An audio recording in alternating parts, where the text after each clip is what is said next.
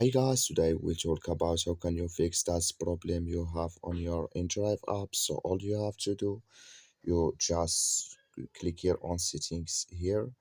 So then it's going to take you to this list here. Then all you have to do, you just go down here. Then you click here on apps. So then you come to apps list here. You go down. So you keep going down here.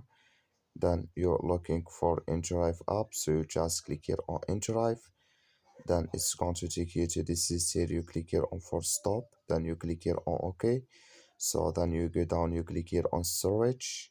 You come to storage list. You just click here on clear cache. Then all you have to do now, you just go to your Play Store. So I'm going to click on my Play Store here, and you're looking for InDrive app. It's going to show for you like this. You just click here on update.